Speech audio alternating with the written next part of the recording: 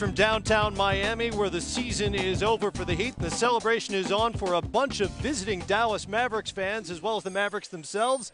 And we are joined by the Finals MVP, Dirk Nowitzki, who has brought along a nice little trinket that he earned tonight. So now that you have it, what's going through your head? Well, it's unbelievable.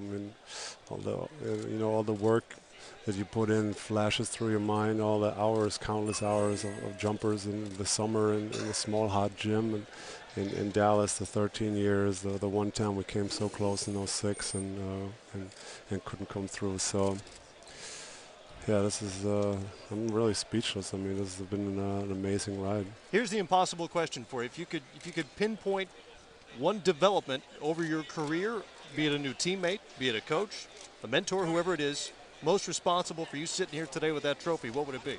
Oh, that's tough. I can't point one out. I mean, the team. I mean, it's hard to say, but you saw how bad I was tonight, and the guys kept picking me up. Jet Terry was phenomenal, and I think he's been the longest. We went through 06 together, and he was there for me. He even mentioned it in the fourth, said, remember 06, let's not happen again. So he really picked me up. I thought he saw how I struggled early, and he came in off the bench, really took it upon himself and got our rhythm going. So yeah, we've been through the most together.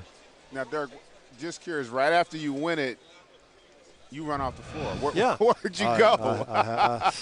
I had to get away for a moment. I went to the locker room and I had to go and lay down, and I cried for a second there and had to get my composure back before I come back out. So, I mean, if you put so much work into something and you finally achieve it, it's just it feels amazing. So I had to regroup and be by myself for a couple minutes, and then I was able to make it through the trophy presentation. And Dirk, you make a great point about the work. Take us back all the way to your rookie year. You know, not the most productive, but, you know, they had a lot of high expectations for you.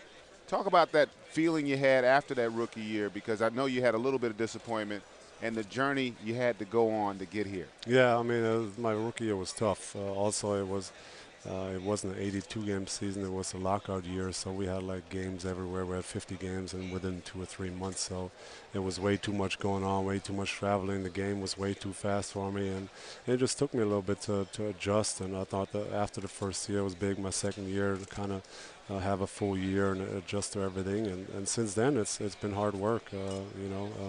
Put in the hours in the gym and obviously have the right people around you. I mean, Cuban was when he bought the team in my end of my second year. He's been great to me on and off the floor, and always stuck with me through tough times where he could have got rid of me a long time ago. And he said, "No, you're my guy, and we're gonna win this together." So it's been a great ride for the 13 years, and this is obviously this tops it off.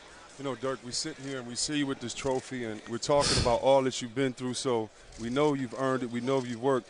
For those kids in Germany that are dreaming to come halfway across the world, for kids in poor, impoverished neighborhoods in the cities, learning or wanting to play, wanting to dream and be here, when you lost that championship and you could have gave up, or when you came in your rookie year, what was the constant thought that was in your mind that keeps you in the gym working, that keeps you in those hot gyms? What was your focus so maybe these kids can hold on to something like that as well? Well, I just think nothing in life is going to be given to you. Nothing is going to come easy, and you have to work for it.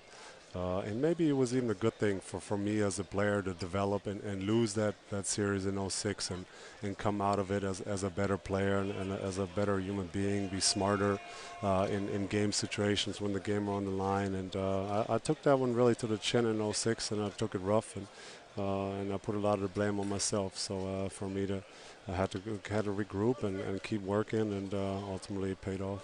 I know you're not looking for outside validation. You got the trophy, but how rewarding is it for you that even in the games when you didn't shoot as well early in the game, that you were at your best in crunch time in the fourth quarters? Well, I think that's another thing I learned in 06, you know, that the game is never over. And for this team, I got to keep attacking in the fourth quarters.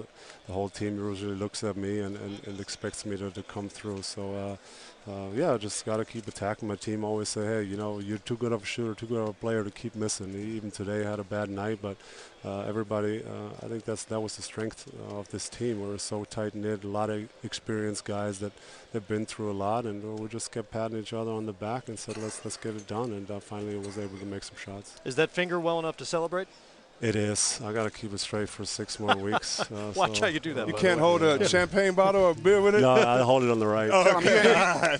He's a righty, remember? Okay, just making sure. Hey, congratulations. Thanks. Well deserved. I know a lot of people are really happy for you. Thanks. Dirk Nowitzki, the NBA Finals MVP, off to celebrate in the Miami night on the way back to Dallas. There's the scene in the locker room. A lot of fun the Mavs are having tonight. That's going to be a fun plane ride back to Texas.